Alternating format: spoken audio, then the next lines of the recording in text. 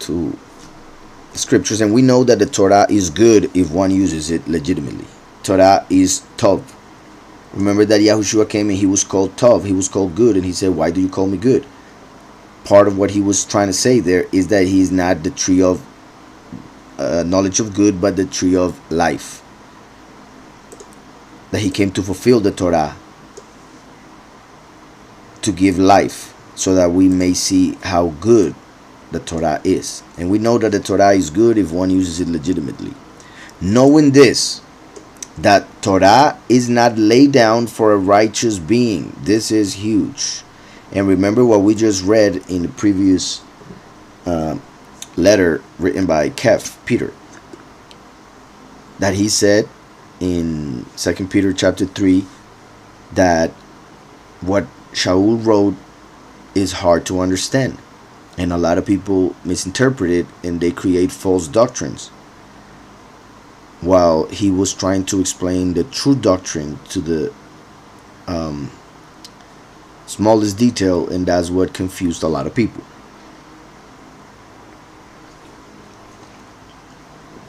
So knowing this, that Torah is not laid down for a righteous being, but for the lawless and unruly.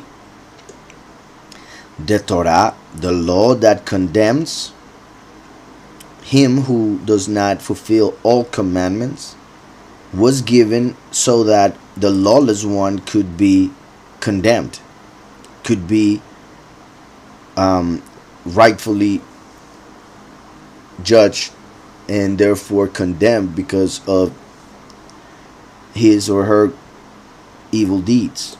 Knowing this, that the Torah is not laid down for a righteous being, but for the lawless and unruly, for the wicked and for sinners, for the wrongdoers and profane, for those who kill their fathers or mothers, for murderers, for those who whore, for sodomites, for kidnappers, for liars, for perjurers, and for whatever else that is contrary to sound teaching.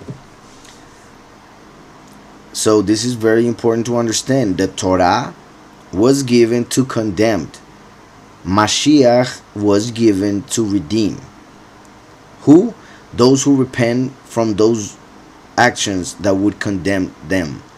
And therefore they receive the Ruach in order to be able to fulfill the Torah according to the truth and not be condemned with those who rejected it, and therefore are unruly and everything else that we just saw.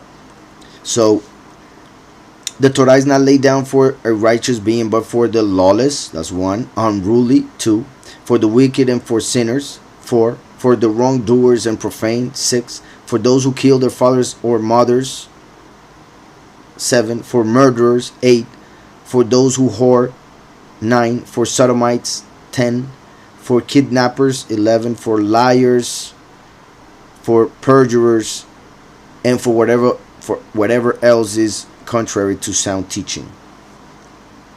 So 14 things mentioned here for those. And let me just see something else. Lawless, unruly.